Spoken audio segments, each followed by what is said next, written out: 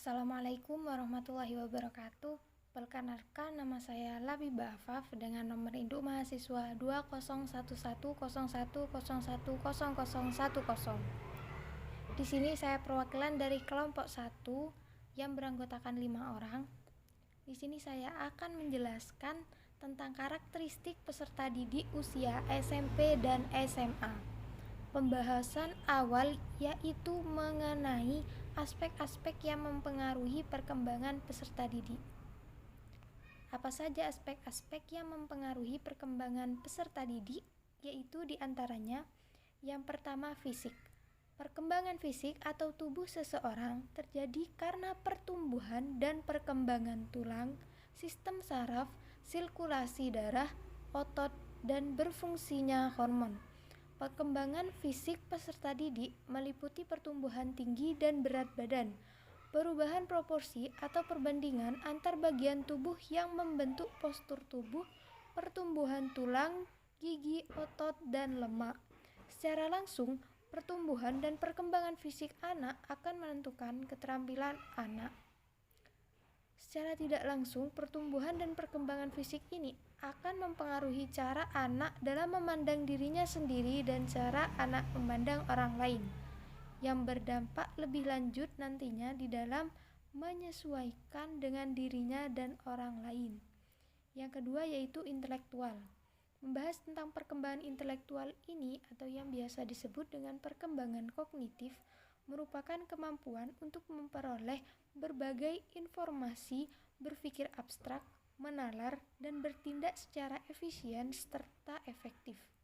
Intelektual ini merupakan suatu yang dimiliki oleh masing-masing individu untuk mengembangkan dan juga mempertahankan hidupnya, serta berusaha untuk menghambakan dirinya kepada Sang Maha Pencipta. Perkembangan intelektual manusia ini merupakan proses psikologis yang di dalamnya melibatkan proses memperoleh, menyusun, dan juga menggunakan pengetahuan serta kegiatan mental serta berpikir, menimbang, mengamati, mengingat, menganalisis, mensintesis, mengevaluasi, dan memecahkan permasalahan yang berlangsung melalui interaksi dengan lingkungannya. Yang ketiga yaitu sosioemosional. Sosioemosional pada masa peserta didik merupakan masa yang penuh badai dan tekanan.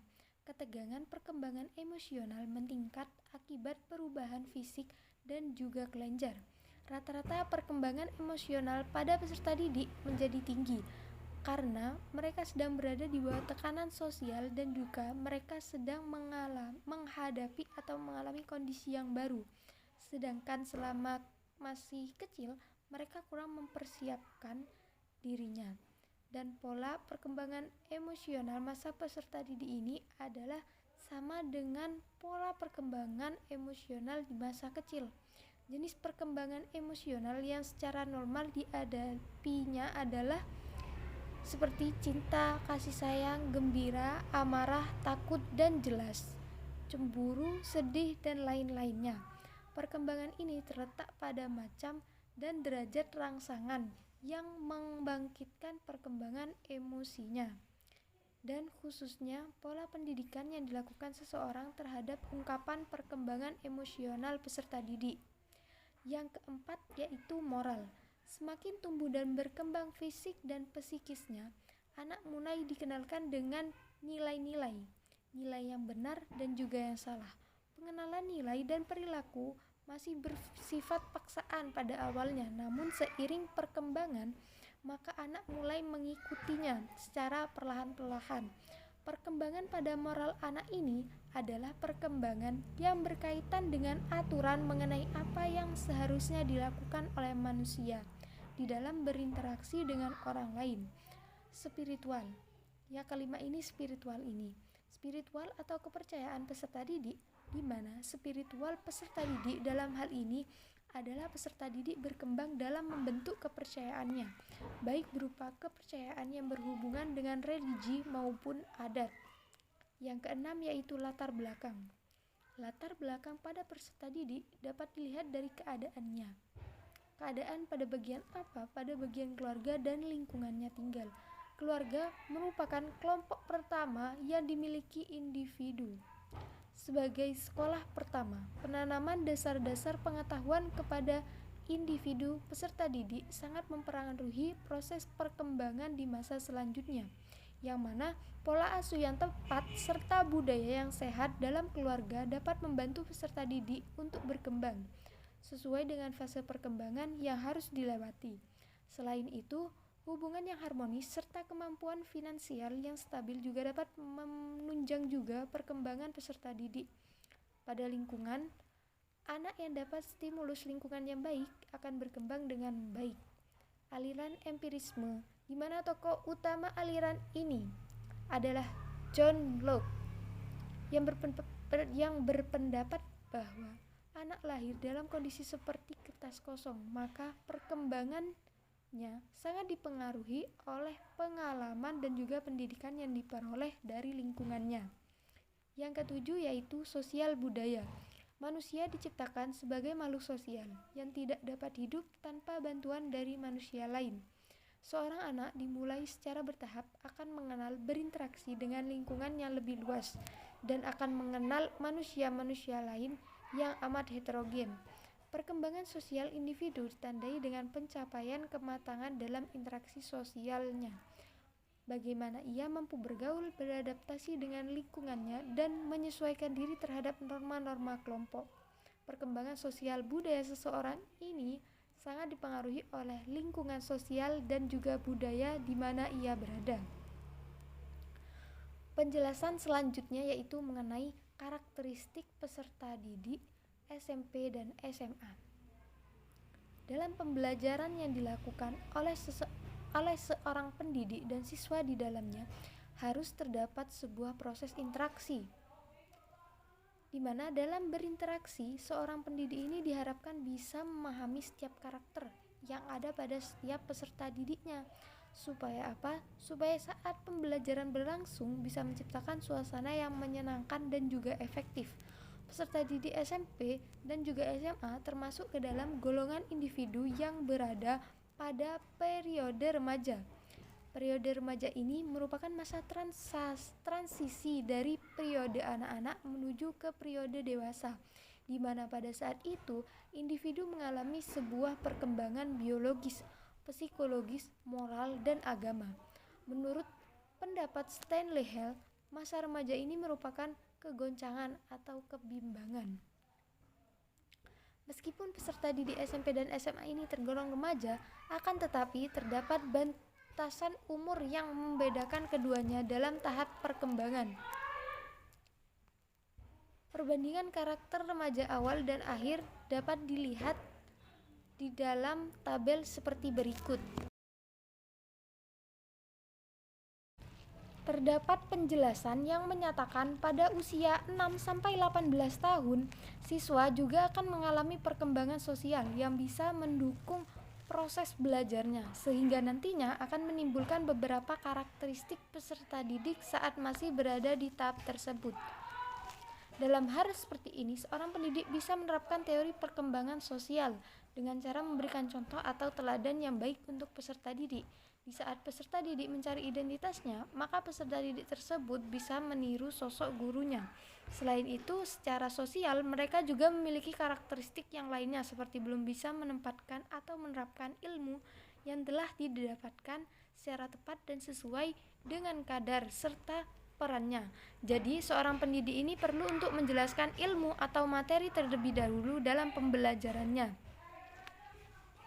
Penjelasan yang terakhir yaitu implikasi karakteristik peserta didik usia SMP dan SMA terhadap pembelajaran. Yang pertama yaitu karakteristik perkembangan fisik dan perilaku psikomotorik. Perkembangan motorik saat pada masa remaja menunjukkan gerakan-gerakan yang canggung dan kurang terkondisikan. Pada masa ini terjadi perbedaan perkembangan psikomotor antara perkembangan remaja putri dan juga putra. Perbedaan proporsi laju pertumbuhan antara berat badan dengan tinggi badan sering menimbulkan akses psikologi seperti tiang listrik, bagian terlalu tinggi, dan lain-lainnya. Akibatnya, keadaan remaja tersebut dapat menimbulkan penolakan diri. Dengan memperhatikan perkembangan fisik anak usia sekolah menengah ini, pendidikan seharusnya menerapkan suatu model pendidikan yang memisahkan antara pria dan wanita pada saat menjelaskan tentang perkembangan anatomi dan fisiologi. Pendidikan jenis kelamin lebih dikenal dengan pendidikan seks ini hendaknya diberikan secara bijaksana supaya anak mengenal lebih jauh tentang segala hal yang berkaitan dengan hal tersebut. Yang kedua yaitu karakteristik perkembangan bahasa dan perilaku kognitif. Dalam hal ini, perkembangan kognitif, siswa sekolah umum telah mampu mengoperasikan kaidah-kaidah logika formal seperti asosiasi, diferensiasi, komparasi, dan hubungan sebab akibat meskipun masih bersifat abstrak dan juga relatif terbatas. Kecakapan intelektual umum menjalani laju perkembangan terpesat. Kecakapan-kecakapan menunjukkan kecenderungan arah perkembangan yang lebih jelas. Perkembangan bahasa dan juga perilaku kognitif remaja ini membawa implikasi terhadap pendidikan di sekolah. Pendidik hendaknya menerapkan pendidikan atau juga pendekatan pembelajaran yang memperhatikan perbedaan individual siswa sekolah menengah.